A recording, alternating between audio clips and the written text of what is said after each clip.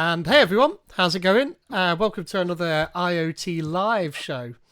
I am Pete Gallagher, as always. Pete_codes on Twitter, and alongside me is Cliff Aegis. There he is, waving along. We're sporting his brand new, lovely Maui T-shirt that I was very jealous of there a second ago. Microsoft.Maui. I like it. I need to have a play with that, actually. I would have thought that I would have had a play with it already. Maui or Xamarin? Maui. I've had a play with Xamarin. Well, it's not really out yet. It's still I think it's preview 3 at the moment. They're suggesting that unless you're brave, don't dive in until you see preview 4. So I think that's tail end of May. I think it's coming up. So. Oh, one of my tabs is playing music. Oh, sound. There we are. I've stopped that. There you go. Yeah, and well, I need to have a play with it because, well, you know, if it's out in beta or some preview, then we can absolutely have a look at that. Yeah, the reason they're suggesting at the moment, you have to do everything from the command line. I don't mind that. I can do that. Using the Visual Studio tooling. Yeah. So because the tooling's not there yet. So, I don't spend much time in Visual Studio. Although, having said that, the last few days I have done because I've been working on a WPF app. But mostly I'm in VS Code and the command line anyway. So unless it's Git, you know, I know you're Git for the command line, but you know, I can't be arsed typing that stuff. I do a lot of stuff from the command line. I'm quite happy though, but that's because back in the day there was no GUI. So when you had a monochrome laptop plugged into a robot, you was doing it all at the command line. All the DOS shell. DOS, nice. This was Windows wasn't even installed on the machine. It was just DOS. And that BBC Basic, yeah. yeah, obviously, yeah. No, it's a Windows laptop. It's a Windows capable laptop. But it just we just didn't install Windows because we didn't need it. Remember QBasic says. I can't remember who TRP84722 was. It was someone like Jake or something like that. I'm terrible with names. I'm lucky I can remember yours, Brian. Andy. Hi, Andy. Oh, yeah, absolutely. And we'll come back to this topic in a bit. But yeah, absolutely. Johnny passed the Microsoft AZ220 exam just there the other day. I think it was yesterday, was it? What day is it today? Tuesday. So yeah, it must have been Monday yesterday. Yeah, it was yesterday. Yeah, absolutely. Yeah. So we'll definitely come back to this topic because but I do need to find the link, which is what I was doing actually until Cliff reminded me that I needed to go live. So there we go. I found it now. My camera's all offset. I'm just going to adjust it down because there we go. That's better. It's a professional show, this, Cliff. Come on, get it together. I know, but I'm in the middle of the frame now. So I don't know why. But yeah. Tell you what, we can start with. Okay. Well, I was going to tell you what I have to start the Logitech Capture application on my streaming machine. Otherwise, I look like I've been in the sun too long. For some reason, it likes the infrared in me there, and so it's decided now that, of course, it's going to install an update. While it's doing that, but while it's faffing, I tried to head this off. I know. I didn't think I'd need to do an update to that. So actually, that was a very fast update. It's just done it. So impressive. Either way, that's finished. I think. So switching across to my screen share for a second, which is just there. As Johnny passed his AZ220 exam yesterday, which is the IoT Developer certification, Microsoft IoT Developer certification. Everything around IoT Hub, Time Series Insights, Streaming Analytics, IoT Edge, all of the cool Microsoft tech. There's actually a 30 days to learn it challenge going on at the moment. So I think what you do is you go and you learn a load of stuff on Microsoft Learn, and you can then enter one of these challenges. Now, there's a bunch of them, so Azure Solutions AI, but there's an IoT path there, which is what this one is here. So it'll only take you about 15 hours, it says. Only. That's 15 hours these days is quite a long time, to be fair. But you'd be eligible for 50% off the cost of that certification exam. So if this is something that does interest you, then go and do that. If you're just starting that journey now, then that's great. If you're at the end of this journey like Cliff, then unfortunately your journey must continue because there's a massive update coming to the exam on the 23rd of this month, which means that you're going to have to go and learn probably another 25% on top of what you've already learned. Which, as a plural science author, right. that's I've still got more to learn. So yeah, I'm always, off yet. every day, every day. Yeah. So I'm just going to paste that link in the chat when I find Twitch. There it is. And then you can go and have a look at that. What are people saying in the chat there? Yeah, yesterday. Well done, Johnny. Yeah. T-shirt Clifford. Yeah, it says Microsoft M. Andy's asking. Yeah, it's Maui. Did you just put that already? Yeah, okay. I should read further before I start speaking. Multi-platform app UI, so replacement for Xamarin Forms.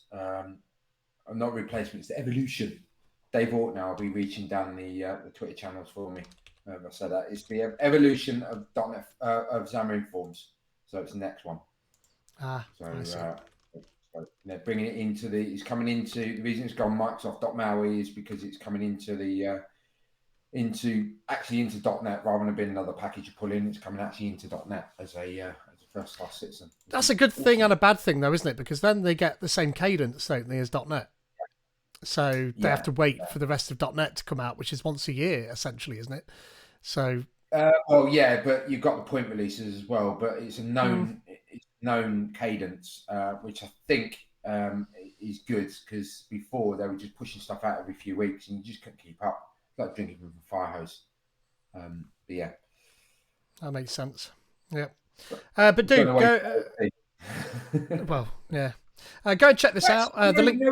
Actually, say mobile phones are technically IoT because it's a small computer. Oh, they're absolutely the IoT. You can't get much more IoT than a mobile phone, can you?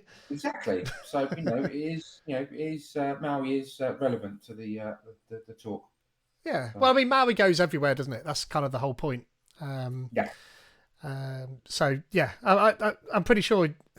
I'm not sure how it works alongside something like Uno platform. Is it a direct competitor to something like Uno platform on Linux? Is that sort of? The Uno platform underneath the hood uses Xamarin, the native Xamarin, and this is my understanding. Anyway, I could be completely wrong. If I'm someone tell me, but my understanding is Uno platform uses it underneath the hood, but it uses WPF style XAML.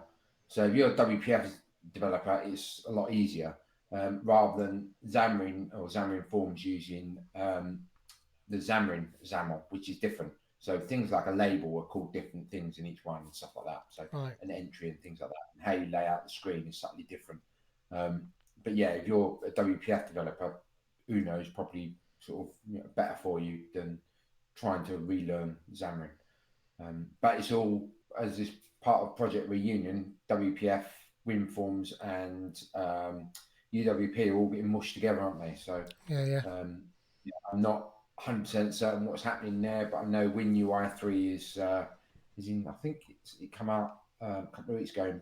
Beta 0.5, I think it was. So yeah. Anyway, we digress again. Not really. That's the whole point of this show, isn't it? Yeah, just a chat. Yeah, I don't think there's such a thing as digression. Unless we start talking about Star Trek for an hour, I think I'd be happy with that actually, but not on an IoT show. Unless we're talking about. Tell you what.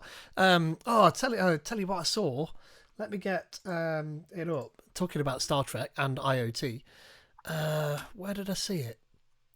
Was it Hackaday? Somebody's made a really cool looking tricorder. Let me see if I can find it. I'm not going to be able to find it now, am I? April 19th. No, where was it? See if I can find it. It was dead cool looking. Tricorder. Let's do that. Oh, there it is. That was easy to find, wasn't it? It was Hackaday. I was right. Let me bring it down here, look. Tightly packed Raspberry Pi tricorder impressors. Look at that thing, look. Actually, that version there didn't look as good. He's made a far better version of it later on. That's cool. Look at it, though. That's very cool. It's a way better. Let me bring this one down instead. Tom's Hardware. Actually, this is the one I saw, not Hackaday. Oop, go away. Look at that. What does it actually do? It's got. It did say in there. It's got a couple of different things in it, a Raspberry Pi, and I think it's got a little feather inside it. When I zoomed in, go away. Down there, I recognise that, look. I recognise that little. It's not an M3 feather or something. That little star. Can you see that? Yeah, that's an Adafruit. Yeah, but it could be an Adafruit sensor as opposed to a. Oh yeah, that's true. Because Adafruit put that on all their boards, so it could just be a sensor board. Yeah, that's true. Look at that. Yeah, though. rather than well packed. It's like those Game Boy projects. You wouldn't really want a Raspberry Pi and a it's got Pi Zero. GPS board, radio module, 2 Adafruit screens. Yeah. Maybe it's that then. It's an Adafruit. Yeah, screens. Adafruit screens. Their screens are really good actually. I've used a couple on projects. They are really, really good. Don't know what that is. I think it's just an advert. So I saw that, and to be fair, when you zoom in, it doesn't look quite as good as it looks there. But to be fair, it's still cool. I like that. It's one of the better tricorders that I've seen. There's been quite a few over the years, and it's definitely one of those things that I'd quite like to build. Because obviously these days with the sensor boards you could buy, you could make a reasonably well functioning tricorder, couldn't you? That's what I was thinking. It's like you could maybe have a little probe that you stick on someone that measures the temperature, and you know, maybe they can measure their humidity, their sweat level as well. And then we covered. You could have a gas sensor, gas sensors, and all sorts. You could put all that in there. The other thing, I don't know if you ever watched Quantum Leap. I want to build the hand link from Quantum Leap. I'd love to do that. That should be doable now, certainly with transparent filament. It should be quite easy to build something like that. Transparent filament never comes out transparent though, really. No, it's not. It's not bad. Oh, it's translucent. Yeah, it's definitely not. It's not kind of glass see-through kind of transparent. Let me just before I do that, let me just paste the link to this article in the chat so that people can TRP 8472, like a Stargate Atlantis style PDA. You know what? I never really got into Stargate. I'm not sure why. Oh, Stargate's awesome. People have built the gate from Stargate. It's awesome looking. Have you seen that? Yeah. Oh, it's so cool. I've never really gotten into Stargate. I don't know. It just felt like every episode was like the same. I only watched 4 or 5. Maybe I needed to watch more. Oh, you did. More time. That's the hand link, by the way, for Quantum Leap, in case you never saw that. There was 2. That was the old one. He broke that in an episode, and then there's this newer version. I always wanted to build one of those. But yeah, functioning Stargate was dead cool. Let's have a look. 3D printed working Stargate dialing. This is dead cool. And they're built like ramps up to these things as well and everything. You won't be able to hear this, of course, but you don't really need to hear it. But look at that. How cool is that? That's mega, that is. So they've obviously got a little motor in the bottom that's driving it around on the wheel or something, Yeah, but there's all sorts of different versions of that. That's just one version. That's cool, but they're dead cool. It is. And there's loads. Somebody's like built an OLED screen into one and makes it look as though the... I don't know where I'd find that. Oh, like the whooshy water thing. Yeah, exactly that. Yeah, that's right. Yeah, look. How cool is that? There we are, look. That's one. An Arduino one. So, I mean, we're not digressing. This is all IoT stuff. Yeah, it's IoT, yeah. So, and I definitely... Look at that. How cool is that looking? So, that's a very similar one to the one we've just seen, but somebody's put a screen on it. Chris C. Swim has just tried to post a link, but links don't work. So, make it not a link. So put dot, write the word DOT instead of dot, and then I'll repaste it, Chris, and because I'm interested to see what it is. David Hewlett built one. Yeah, David Hewlett was awesome. He was in Stargate Atlantis as. But yeah, I've not watched much Expanse. It's actually into the IoT side too. Oh, awesome. Oh yeah, I must not like what you're trying to do there. What? That's where the link is. Make it. Oh, there we go. Oh. Link. How have you managed that? Oh, okay, yeah, he's got rid of the dots. It's not that clever, is it? So let me see if I can put this in. Hackaday.com. Is that all you need? Volumetric OLED display. Go away. Ooh, I like that. Shows Blade Runner vibe. Curious Screen Tech. Wow. That's a look at that. Display. Oh, that's nice. It's a 10x solid state volumetric OLED display. I'm going to click the link. I want to see what it looks like. That's going to fast forward a bit. Ooh, look at that! Ah! How cool I need that display. Is there a link to that display? I need one of those. Let's have a look. Where do I get one of those from? volumetric display. Here we are. Look. Oops, that one. Let's just close that a sec. I'll just. I'll let me just post that back again. Oh. You've gone all quiet. No, yeah. You disappeared. That's because my dad was trying to ring, of all people. IoTeaLive.com. Can you still hear me? No, I can't hear you, Pete. Hold on a minute. I need to. I'll be back. I'll be back for Cliff. Can anyone else hear He'll Pete? think I've gone now. Or is he completely gone? That's the first time somebody's tried to ring me during a stream, actually. So it makes no odds to the stream down here. That all carries on, but for Cliff, I disappeared. So hopefully I'll be back now. There you go. Hello. Yeah, you're back. Oh, you're up there now. Oh well. It's all gone wrong since somebody tried to ring me. So you're up there now. Which probably going to start coming out on the old microphone and everything. It's all gone wrong. I blame my dad. I was pasting a link. IoTeaLive.com. There we are. There we go. You can hear both. Yeah, it's just. OLEDs. Stacks. Special transparent ones. Expensive though. I'm sure I can find a customer that needs one though. Hold on, Cliff. I'm coming. I'll come back. Hold on.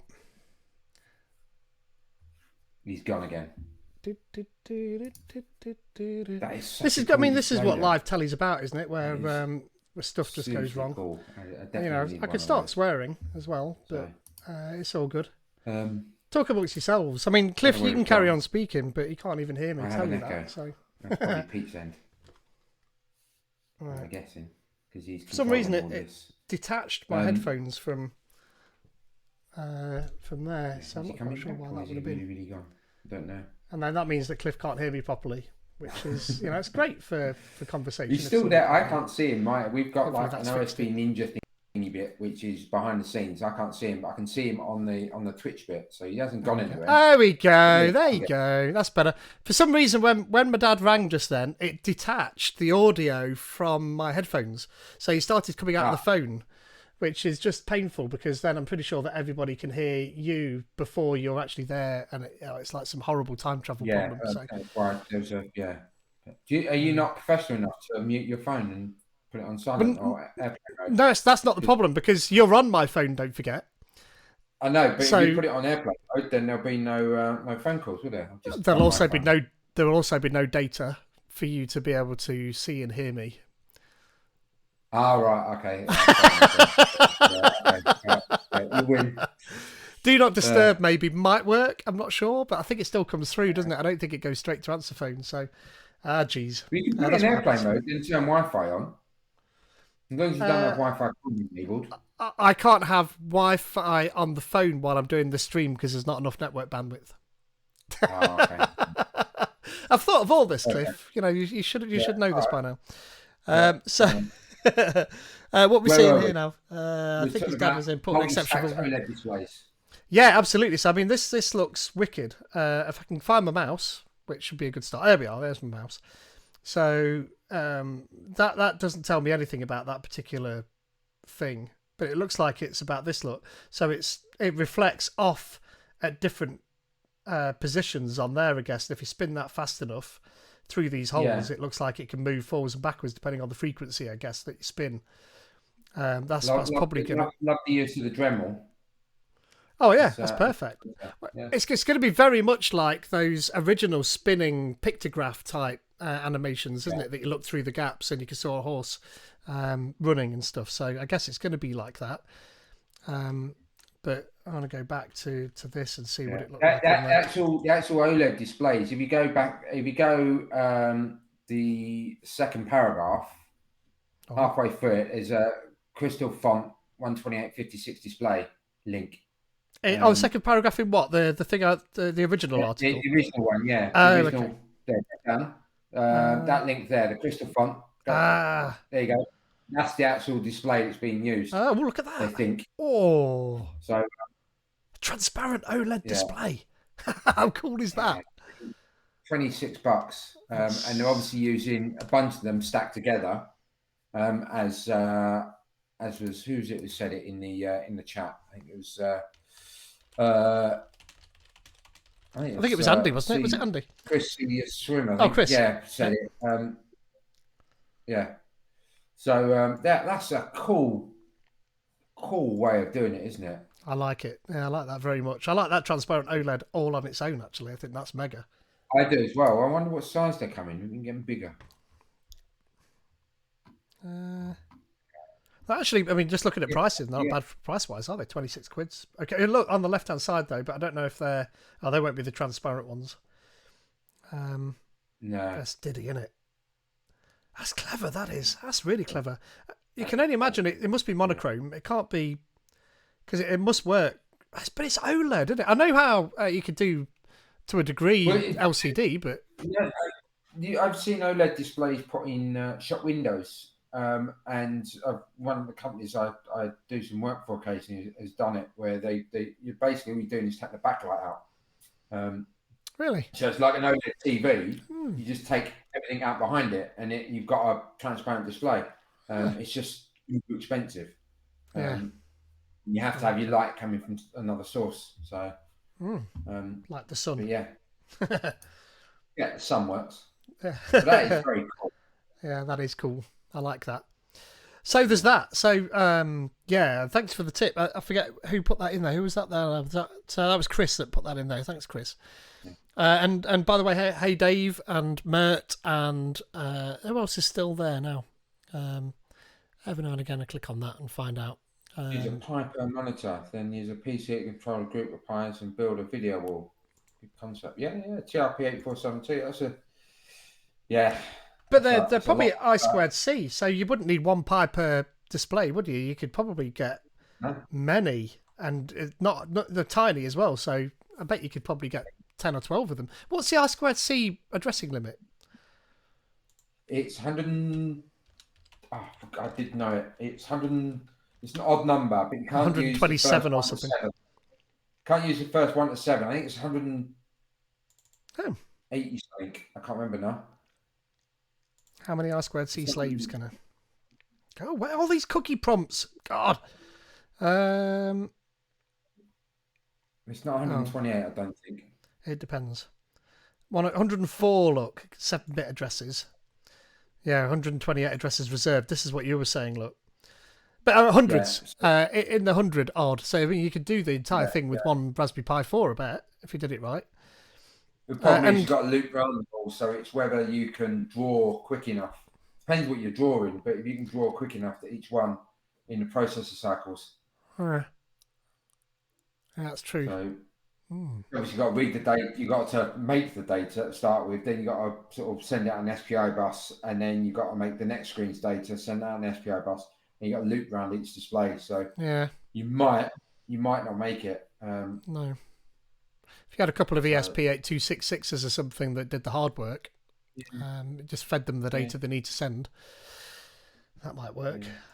I like that though. That's cool. Maybe you could use the Pico and use its what's it called? The other processor. Oh yeah, the programmable I/O, the PIO stuff. PIO. Yeah, that PIO stuff. So you can use the PIO stuff just to read the data from memory and push out an SPI, and you can use the main processor to actually chunk the data and stick it into memory or into the registers. Maybe that'd work. Yeah, maybe. That's cool. So that was good. I mean, where are we? We're already at 9:25. Time is flown. What are you going to talk about? Yeah, we got to see all these tabs. Look, all these tabs. Actually, I was going to talk about, so just on the tricorder, that was an extra one, but I was going to talk about my little play with Cosmos DB over the weekend. By the way, looks like a hologram. The guy who did that, he's got a top YouTube video on that too. Oh, I need to watch that then. Yeah, no, that's fair. So one of my clients have made these little Bluetooth temperature, humidity, and light level sensors, and I did a whole project for them, and it used IoT Central, but it was all with the Raspberry Pi as the gateway. And it was great, but obviously a better gateway would be something cheaper and more solid state and more IoT-y than that, even like an ESP32. And I've not played with that before. So a while back, I got an ESP32 to read these BLE sensors. Actually, even that was relatively complicated because an ESP32, I don't know if you know, it uses the same aerial for both Bluetooth and Wi-Fi. And you can switch between them, and you can switch from Bluetooth to Wi-Fi, but whatever was wrong with the firmware, you can't switch back from Wi-Fi to Bluetooth. So you got to reboot the whole ESP32 to go back to Bluetooth. Which I learned a lot, because then I realised that you can have like static variables that you can store in the ESP32 memory that will be safe after a reboot. So I learned some stuff like that. Either way, that was running for ages. That go into the file, not the file storage. I forgot what it's called now. On there, the flash goes in the flash. There's a little flash, SPI flash in there, I think, isn't there? You got flash storage as well, so you can stick it in there. And there was an E squared as well. It's got an E squared, but you shouldn't use that unless you absolutely need to, because E squared's got a read write erase limit on it. So, but the flash's fine, because that's just 10,000 per bit. So but you can soon use that up if you're doing this once a minute. Over the course of several months, you'd soon get 10,000. Wouldn't take you long. Yeah, but what I do is I sort of move bits along, because you're only ever storing like a couple of words, aren't you?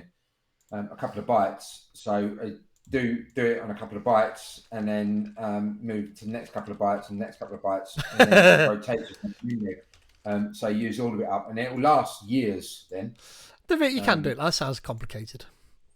It does. It means you can use the cheap devices rather than having to spend lots of money on the more expensive device.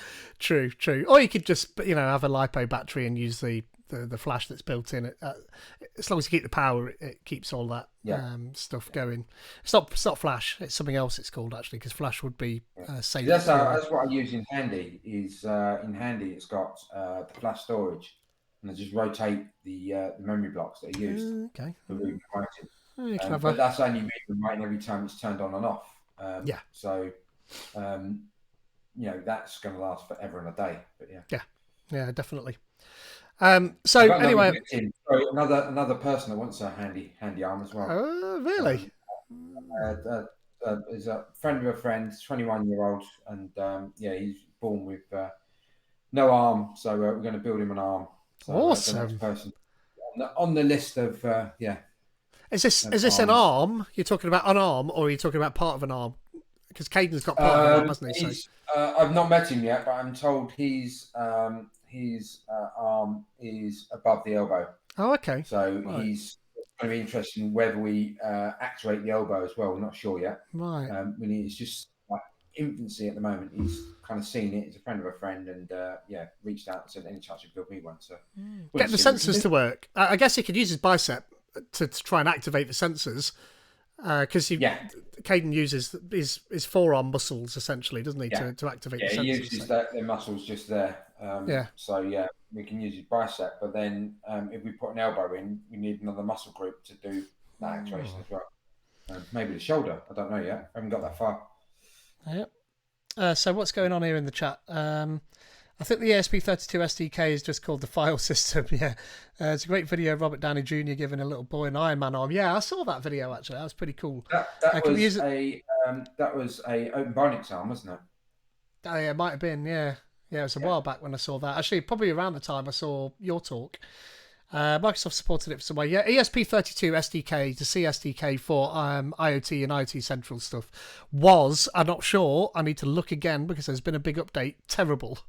Trying to get it to work was a nightmare for the ESP32, but I'm pretty sure they've released a new version just recently that's got some better support. Now, I wrote all of my stuff just with the SAS keys, but you're supposed to use the built-in device provisioning service offering of IoT Central. I didn't do that. I used a really out-of-date node package that allowed you to generate the SAS connection string, and that's what I used. I just wanted to get it working. No one was paying me to do it. I just wanted to get it connected to IoT Central using an ESP32, delivering the same data that I was delivering with the Raspberry Pi. Obviously, the Raspberry Pi, you're talking about, I don't know, 80 quid by the time you bought power supplies and SD cards and cases and all that sort of stuff. Whereas an ESP32, you get 3 for 12 quid. And you don't need SD cards. And You don't have to worry about the power dying and an SD card getting corrupted and all those good things. So that I wanted to give them a POC for that. So I got it so far, and it's here in IoT Central. But last week we were talking about Cosmos DB and my lack of any knowledge with it. So I thought I'd have a look at how I could get data from here out to Cosmos DB and then do something with it. So I did. So over here on the left, you've got data export. And you can export to loads of different things. You can create destinations, and you click that new destination. You can go out to event hubs or blob storage, service bus queues, and webhooks. So other than webhook, these are basically the built-in endpoints for IoT Hub. If you don't know, IoT Central is predicated. It's built upon IoT Hub. So that's where these are coming from. So I've created an event hubs export, and I've exported all of my telemetry data there out to an event hub, and then I've got an Azure function that then is triggered by that event hub, and actually I've got the code for that just here. Zoom in a little bit. Oh, not that much. So you've got this event hub trigger, and I've called my event hub Cosmos DB1, and then you've got a connection string. I won't scroll across because that's got my actual connection string in it.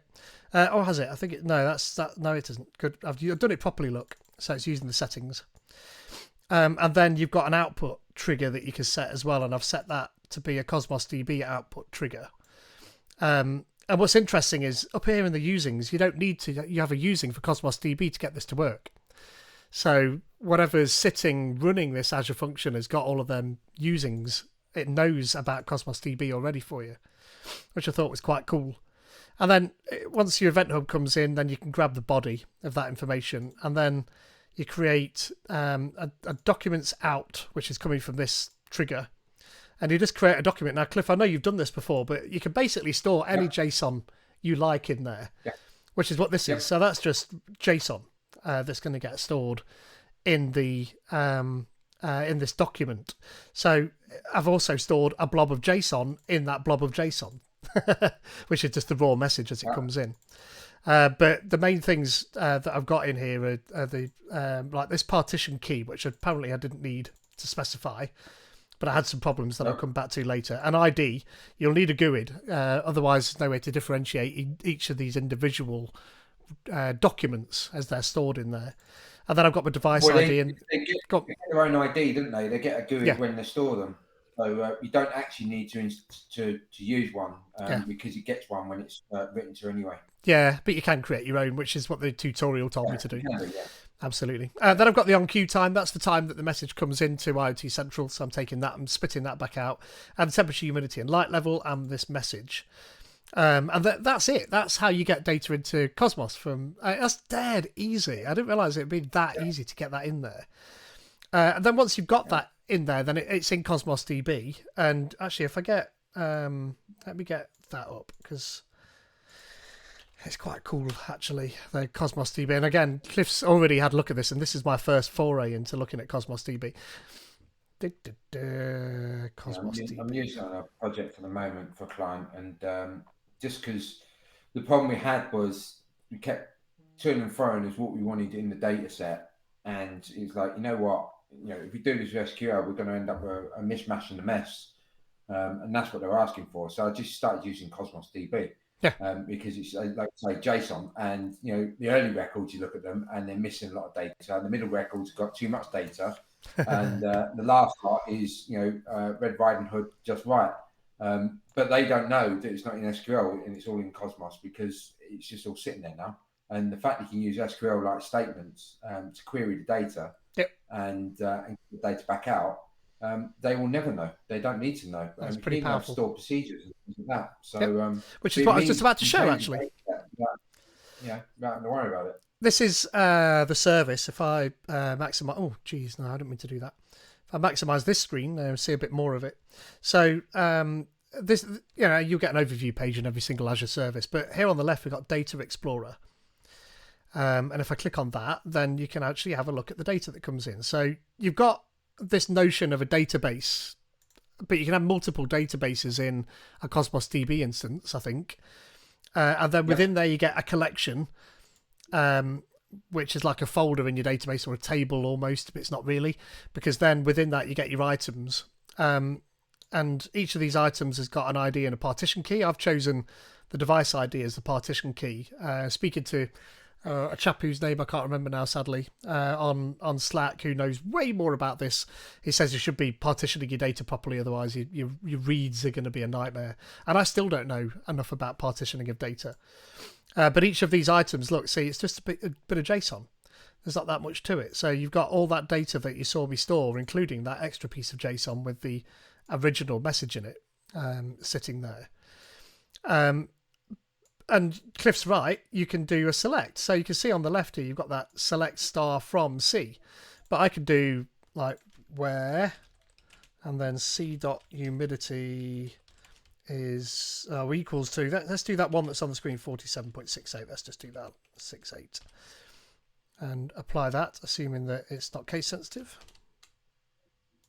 Apply that, and then we get all of the rows that have just got that exact humidity, but different temperatures you'd have thought. But I think that's probably just the fact that those are all the same readings with exactly that humidity. So yeah, you'd never know. It's just this is what I didn't realize about Cosmos, is that you have a SQL API on top of it, but you do get to choose between these different APIs. You can have a Mongo API and DB Store API and a bunch of different APIs. But then you can make these notebooks as well, which are pretty cool. So these are like what's it called? Juniper, aren't they? Jupyter notebooks. Yeah, but this is Python in here, so you can I can run all of these cells as it were, and pull it out so it's failing. Index of that bounds. I'm not quite sure what it's complaining about there. Look at that, typical. What's that complaining about? Light level device. Not quite sure what that's complaining about actually. Where? This doesn't help that I'm on a tiny little screen. Not sure what that's complaining about. Either way, you can, trust me. And then you can get graphs out of this side as well. I'm not sure why that's complaining. But now's not the time to try and figure that out. Oh, view query metrics. Oh, I did do it. Not quite sure why that is. Run. There we are. And then if I run this one, that'll take a little while because there's lots of rows. Oh, there we are. So that's finished. So you got the table, but you click on this and you can get the graph instead. There we are. Of temperature, humidity, and light level, because why not? And that's all that data that's coming from that. And see how quick that was. And there's like 3 days worth of data every minute in there. But once you've got it in there, then you can grab that data from something like a Blazor application like I've got here. So that's all that same data, and I've just been really bad and I've just stuck that all out into a table. But that works quite nicely. But you can also egress it into Power BI. And I'd not done any Power BI before either. So here's a graph of that same data, a set of graphs. It's dead cool. And you just kind of drag these visualizations on, and then like this one, for instance, then you'll get what you want. So the axis is the on-queue time, the x-axis here, and the legend is the device ID. I know it's a bit small. And then the values are the actual temperature for that one. And then once you've done that, then you can publish that out to the web. And once you've published it out to the web, which I've done just here with that same bit, then you can share that and embed it as HTML, which means that if you go back to the home of my little Blazor app, then we get that same set of graphs out there. Just copy and paste the HTML and out it comes. There's a few settings you've got to do for allowing your user to be able to create these codes, these embed codes, which is quite easy. There's a blog post out there for that. But yeah, I thought that was dead cool. So I mean, it didn't take me long. Once I'd got the data into Cosmos DB, the hardest thing I found was that for some reason it wouldn't pull the data in this graph format, in this chart format here, in this table format. And the thing I needed to add, if I scroll up here, where am I? Readings controller. Where am I? Not with the context. Let's do that. Where is it? Oh, here. No, context. It's in here somewhere. Oh, here. So you've got to do this has no discriminator just there. For some reason, and I'm not entirely sure, you've got to remember to put that in, otherwise it doesn't pull anything. And that's to do with multiple different entity types living in that same container, and you have to tell it they're all the same, otherwise it just doesn't pull anything. That and another thing as well, which I can't remember what it was. You need to tell it, you need to use that to container, because for some reason the Cosmos DB NuGet package, if you don't do that, it will use the name of your context as the collection name or the database name, one or the other, the collection name, and it just won't work. Have you come across that? I don't know how you're egressing your data, how you're surfacing it. I must have done, because I've got it working, but I did it a couple of months ago, and I can't off the top of my head remember what I did and how I got it working now. Well, but that's fine. I must have done something similar. But those two bits there. Yeah, it's using Entity Framework, isn't it? So yes, yeah. Maybe you weren't using EF. I honestly can't remember what I did and how I got it working, but I added this partition key and has key as well, but I don't think I needed them. That wasn't the main issue, but again, I need to figure out who it was that sent me those messages and thank him on the stream. Hold on, it was Martin Thwaites. So thank you, Martin Thwaites, for your help with that. He knew way more than me about Cosmos. And I think he was getting frustrated with my lack of not knowing what partitioning was all about. I still don't really know what it's kind of like separating your data out so that you know which bits are what. But I still don't know really. I need to spend a bit more time. But I thought that was cool just to show that little bit of a journey there of how that works. So that was cool. Moving on. There's a bunch of links here. But moving on. Visual Studio 2022. I know this isn't an IoT topic, but this is obviously one of the big announcements of yesterday. In fact, was it yesterday? It was yesterday, wasn't it?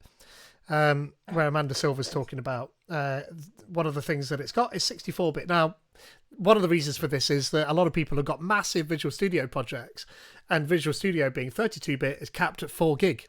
And that caused a lot of people quite a lot of problems, actually. So you're no longer restricted to 4 gig of memory. I think, what is it? I don't know. It's a lot bigger than that. It's not twice as much, is it? It must be to the power of 16 or 8 more or something. Well, power, steps on for. Yeah, I don't know. I forget. Yeah, you would have thought I could do that sort of maths in my head, but yeah, it's too late at night for that sort of. But it's not. I think it's like it'd be 8 times more, maybe, or something like that, or 16, or it could be 32 times more. I forget, but either way, it's a lot more than you'd ever need, I imagine. He says today. The thing is that gets me as well is the fact that I reckon they basically had to do it because the likes of Roslyn compiler and stuff like that, and Windows and everything else was getting their own internal devs were hitting the limit. There you go, that many bytes. That's a lot. In gigabytes, yeah. We don't need to worry. We don't need to worry, friends. We have enough gigabytes. Whereas with 32-bit, 4. Yeah. So massive difference. So when we had the Nintendo 64 and we had the Jaguar and those 64-bit operating systems, way ahead of the time, because they really needed that much memory.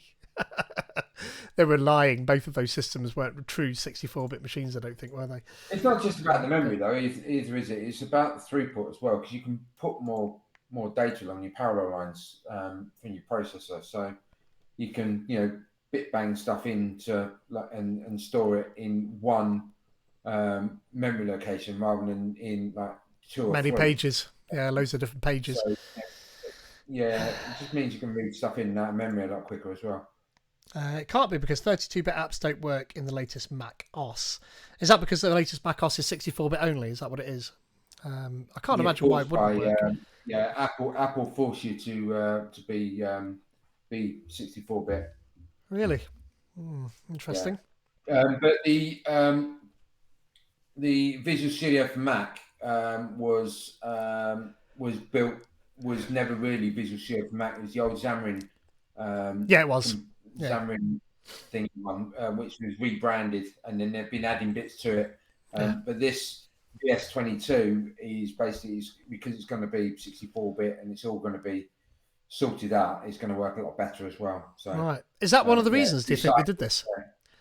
Because of Mac? Is that one of the reasons then? If they were unifying those two platforms, is that why then? You've I just don't said, know. I might be. honestly believe it's because they did it internally, which is nice to see, because they tend Yep. to do, like Roslyn Compiler come out of the fact they need to sort some stuff out internally, Yep. to make it all They work. use it. So They dog feed this. They use that internally. That and VS Code. So yeah, that's why these yeah. things are so well. Like DevOps, Azure DevOps. I think Windows is built on Azure DevOps. So, people worried about Azure DevOps disappearing. Nope. No need to worry about that. New icons, and this is nice as well. Cascadia Code. We had on one of our sister shows, Azure-ish After Dark, we had Kayla Cinnamon, who was a fantastic guest. She was awesome, and she worked on Cascadia Code specifically because it was part of the new Windows terminal. So that's where that's come from, Cascadia Code, and she was involved in the creation of that. It was a really interesting story, actually, and the work. Kayla Cinnamon. You'll find it on YouTube if you do that, but it was all about Windows Terminal and her work on that. It was really, really interesting. And yeah, accessibility and that sort of stuff. They had quite a journey to make that font. New icons. Some of them I like, some of them I don't. See these X, the cross, tick, and I think I actually prefer the old ones. The new ones look a bit dull. Probably prefer that, whatever that is, delete a document or document missing as well. And probably even that little box, whatever that is, that container maybe. And some of them I prefer. I don't know. That's better. Yeah. That one on the person's better. But some of them are, I think I prefer that paste icon. I think that is, rather than that one. I'm guessing there's a valid reason behind it. There's going to be an accessibility or something reason behind it. Not sure what, but I'm guessing there's going to be a reason. I don't know. Visual Studio 22 is going to make it quick to build modern cloud-based applications. So I'm guessing there's going to be more templates added to spin up cloud services, which you wouldn't have thought it'd be that hard. And I guess you're going to use Azure Resource Manager templates to do a lot of that under the hood, I imagine. .NET, there is some talk here about full support for .NET 6 and MAUI, which nicely on your T-shirt there, Cliff, plays into that, which is WPF everywhere essentially, isn't it? That's sort of where. It's not WPF. It's kind of the Xamarin kind of stuff. Yeah, XAML everywhere. XAML everywhere. That's probably a better way to put it. Not necessarily. You can write your whole Xamarin app using no XAML at all. You can do it all in C#. If you wish. Why would you do that? That mad. You want to build your UI layer in C#. But there are people that do that, and the reason they do it is because obviously XAML is a bit difficult to test, whereas C# is easier. You can test it, but it's a bit of a pain because you have to drop all these little like syntactic sugar so that the test framework can pick it up. So you have to drop these little IDs everywhere for it to pick up, which is a bit of a pain in the backside. But yeah, there you go. Andy is asking a very good question that I ask myself every time I speak to Cliff, actually, in that if you're a pilot and a dev, how do you do both? And he does both very well, which is very frustrating for us normal people. Well, just like how you're a dev and drive a car. It's like, it's no different. A little bit.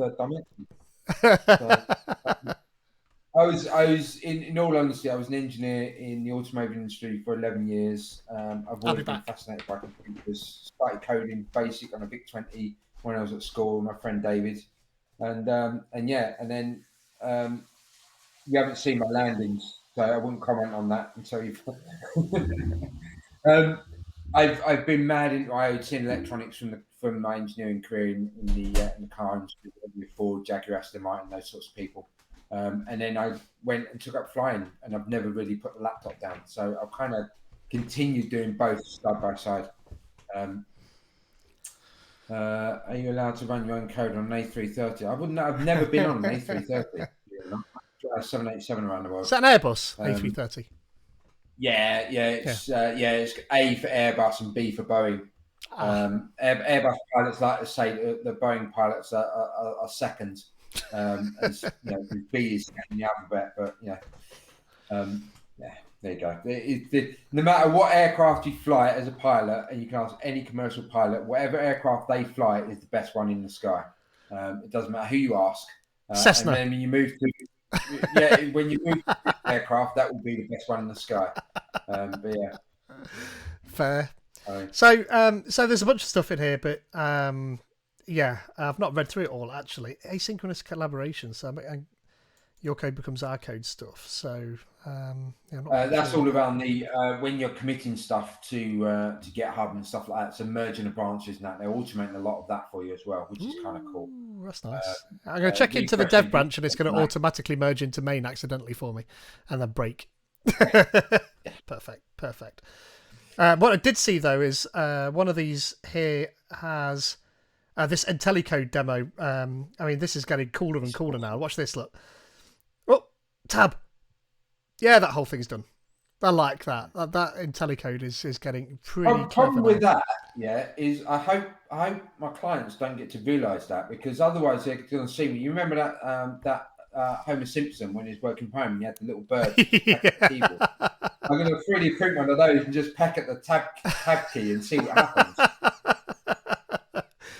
See whether it can build runnable code. Yeah. A little clippy's going to pop up saying, "It looks like you're working with a string builder. Would you like me to complete this line for you?" Yeah. I like that. So the clever thing about it is the fact that it learns from the code base. If you allow it, if you give it kind of access to your code base, because obviously you have to give it that access, but it learns from your code. So every time you type string, you to have something else, it learns what to do next. So it's exceedingly clever. Yeah, it is all AI based. It's pretty cool. Yeah, it's very, very good. Yep. So we're at 10 to now. In fact, we're at 8 minutes to. I wanted to talk about this Edge Impulse and TinyML on the Raspberry Pi. So this was another relatively new announcement, 12th of April. This was announced. So if you've not seen, Edge Impulse is trying to democratize AI and ML for people, basically. And I've not looked at it in any detail yet, but I need to. And in fact, they've announced it not only on the Raspberry Pi, but also, there's that Learn It challenge I was trying to find earlier. They've also put it onto the NVIDIA Jetson as well, which is like on one of these tabs here somewhere, and a bunch of other places. In fact, if you just go on the Edge Impulse Twitter channel, and just scroll through all their posts, you could be there all day. So much interesting stuff on there. It's dead cool. There we are. Official support for NVIDIA Jetson. This was just released on there as well. So those two things, they've been talking about that at NVIDIA GTC, which just happened last week. And a friend of the show, Paul DiCarlo, he spoke at that. And he gave... Is he coming on soon? Yeah, hopefully. Yeah, probably in a few weeks' time, we're going to get him to come on and do some NVIDIA Jetson stuff, as it happens. So Paul gave a talk at NVIDIA Jetson, at NVIDIA GTC about the Jetson and running IoT Edge and doing all sorts of cool stuff. Go and find his demo. I think you might have to register for GTC. It's free. Then you can catch up on it. But the demos that he's done in that are awesome. About like detecting missing cans on shelves and automatically ordering inventory and notifying people and stuff that I'd not seen done before in a normal demo like that, and all the code's available. I think it was like what is it, the event learning path, this, it's IoT 50 in this one, so this has all been updated. So it'll be a very similar version to this. I'll put the link to this in the chat. The Jetson is cool. No, that wasn't there with the all around Azure, was it? I think it was 8 months ago. Look, so it was. Just we didn't do it, I don't think. Oh, okay. Or it's been updated. Fair enough. So I don't know if this has got his latest version of the demo, but I don't think it does actually. Looking at it, but all the code is here. Somewhere there's a link to it. Retail on the Edge demo. Yeah, so it is. There we are. So here's the code to that particular demo. Where there's the structure of how that's working. Don't know if he's got a picture of it. Looking at the cans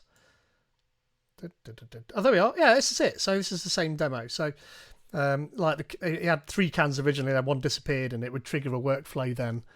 It was dead cool. Yeah. Go and check that out. The demos that he was doing in that are mega, and I need to go and play along with this code. I wish I had more time. I just don't have enough time to go and actually have a play with these things. I need an extra couple of days in my week as well. Yeah, exactly. But yeah, I need to have a look. We've digressed again, but I need to have a look at this Edge Impulse support for the Raspberry Pi. So build your own object detection machine learning thing here. So I mean, obviously we had I can't remember his name now. Terrible, but the guy from Loeb on Jake, yeah, from Jake? Yeah. Yes, it was. Yeah, Jake from Loeb on last week. And this is a step up in complexity from what they're doing, obviously. But this is showing you how to get all of that lot on here and start training data and creating models and stuff like that. But this is supposed to be about giving everybody access to this sort of property. So I definitely need to go and have a play with that. I mean, I've done this with cognitive services, but to do it, and I've done it with TensorFlow, but to do it with Edge Impulse would be quite cool. Python, Node.js, Go, and C++, interestingly. So I don't see a .NET on there. So hopefully there's a .NET coming soon for that. There we are, look, using TensorFlow Lite directly on a Raspberry Pi 4, which I've done in the past, as it happens. Yeah, we're not going to have time to go through all of these different tabs now that I've got on here. Stethoscope powered by Edge Impulse. Look at that. That's quite cool. Some cool stuff that you can do with Edge Impulse. I've not had a chance to look at it at all. What else did I have on here? So you need to build that and plug it into your tricorder that you had earlier. Yes, that's what we need to do. There's an idea. AI gesture training here, using an Arduino look, customizable artificial intelligence. And there's the Portenta as well, which is hanging around on here. One of these somewhere there. This Portenta, which is the Arduino's AI-enabled board, specifically chip, actually. Yeah, which I don't think you can buy yet. You can't buy it yet, I don't think. It's not out yet. Nope. But Edge Impulse, look, TinyML. You can do TinyML on the Pico, the Raspberry Pi Pico. There is a port for that. Deep learning speech commands on the ESP32 as well. I thought that was quite cool. So it's kind of became quite AI based. This is cool. This there's 10 different sensors or something that it was delivering live from an ESP32. Again, I've not had much time to look at it, but it was quite cool. 16 biometric signals, in fact, look, which was quite cool. And Adafruit Feather. So I liked that. And there was a demo of it just there. And then this, along those same lines, Benjamin Carbe has been featured in Input here with his AI nose, which again I need to look at. I see this the other day. What's he doing? Is he like sniffing flowers or beer or beer, wine even? Well, he's from France. Yeah, absolutely. Yeah, he'd have a very good nose for red wine. You'd imagine. Yes, I mean there's all sorts of stuff here in his GitHub. Let me give people a link to that because that is quite cool. What have we missing in the chat? You sticking them on a link aggregator somewhere that all the people in the chat or whoever's watching this after the fact can go out and get to these links. Yeah, I should do. I mean, what I do is I create collections for each week. So I've got different IoTeaLives there. So I could probably share that, I guess. I can send to lots of things. But I can't send to anything that anybody would really be interested in using. I can send it to Excel and then share that. I'll sort it for next week. There's a list aggregator thingamabob that is free, which the Xamarin Community Stand Up do at the beginning of each month, and they put all their links that they do on that. And I can't remember what it's called now, but I'll dig it out for next week so we can use it next week. Yeah, that's a good idea. And I was just I'd seen this a while back from Olivier Bloch. Olivier's awesome, and he'd made this GUI X, which has been around a while, and he'd made a display driver for this flip panel, these little magnetic flip panels, which are dead cool. He's got that sitting on the shelf behind him whenever you see him talking now. So this is Azure RTOS, which we mentioned briefly before, which is quite cool, especially with GUI-X. Because I think we mentioned this briefly last week, didn't we? A GUI layer that we can, but this is different GUI-X. And this is massive, big, long blog post on how he's done that. So go and check that out if you've not seen that before. So in the chat there, more time, says Dave Redea as well. Absolutely, we absolutely need that. Crazy, the real post about Cheetos and how they use ML to make the best crisps. Do they? Cheetos use that to. Yeah, they do. I like that. That was pretty cool. And this thing here was quite cool as well. So I think this thing moves around. But this is using EdgeML as well, I think, on here, possibly. But that was quite cool. And we just don't have the time today to talk about all of this lot, but we could perhaps come back to it. So that was Benjamin's original design, and I think this was his original printout. It was more of a marble colour. It looks like he's upgraded it since then as well. Yeah, this one. It was quite cool. Don't know how it works.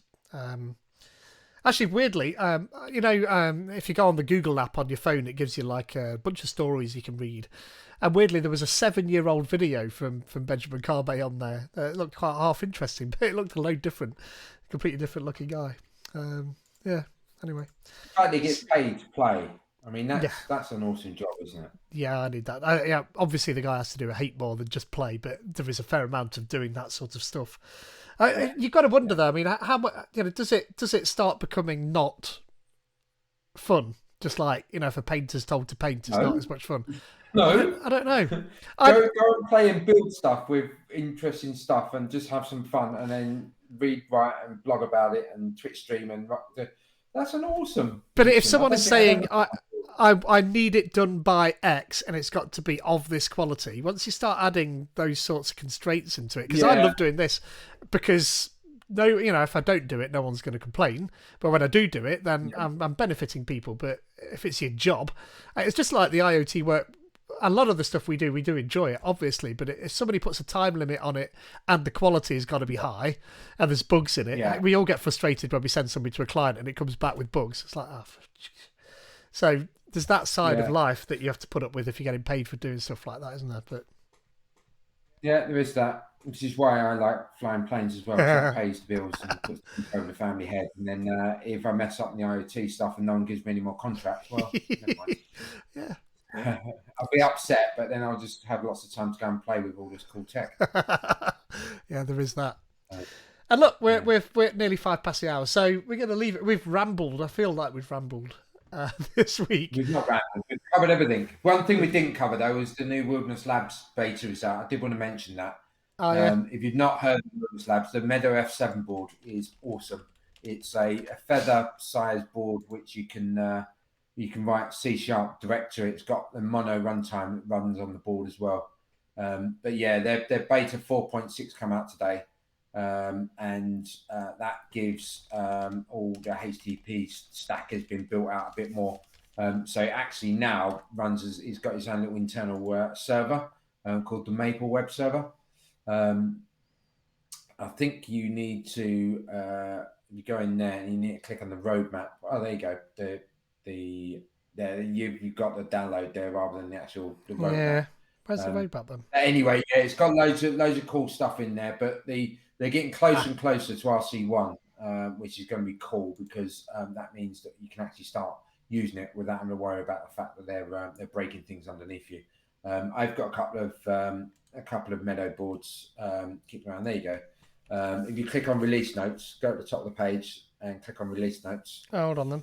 It was there. Oh, it's all gone wrong now. Yeah, if you go back to the previous page, it was at the top. All right, let's try that again. But seemed like it was the wrong roadmap. It was V1 roadmap rather than. Yeah, no. If you clicked on do that and then go down and click on beta 4 release notes because they're not R1 yet. If you click on release notes, it takes you in. It shows you. Yeah, that's where I am now. Yeah. Update the page. So 4.6.2 was out today. Yeah. But yeah, they're just updating lots of stuff. But obviously, being beta, every time they do an update, you've got to reflash the chips. And there's two chips on board. You've got the OS and you've got the SP chip as well, which is like a little side little like secondary processor on there, which they're going to eventually use for doing over-the-air updates and the likes. But yeah, the Maple web servers in there, antenna switching, switch between the onboard and the remote antenna. Lots and lots of stuff has been added. The cadence seems to have picked up a little bit recently as well, which I've noticed, which is kind of cool. Interesting. So they're pushing more. They're getting closer and closer to an RC1. The bit that I'm still kind of waiting for is Bluetooth. Once I get Bluetooth in there, I'll be a happier person, because the projects I want to use it on will need the Bluetooth, sadly. But yeah, it's getting there. It's very cool. They're not cheap boards at $50 each, but they've got security chips on board. So for an IoT project where you're going up to IoT, you've basically got your TPM, your Trusted Platform Module on board. So that's kind of cool because you then know that it's going to be trusted. I've not seen if it's an accepted module yet within Azure IoT or not. I can't imagine it not being, because they're all Microsoft and Xamarin team members that are building this company up. So I can imagine they're looking to make sure that it'll be an accepted board. But yeah, very cool stuff. I like it. That's my bit coming. Cool. And on that note, we'll call it a night. We will be back again, same time next Tuesday. There would be the normal shows. So on Friday, we'll have Johnny Chips with his community call out and an Azure roundup, and then in conversation with, I think it's Mert. Are you in the chat? I'm not. You were there earlier, I think, and you've got a new show. You got a show this week? I'm not even sure because I think that's on Thursday, isn't it? So, and yeah, no worries. Thank you. I think Johnny, you do yours at 12:30. I think you have the premiere for the community roundup type show, and then I think at 8 o'clock he does the In Conversation With. So we can let Johnny Chips, if he's still in the chat there,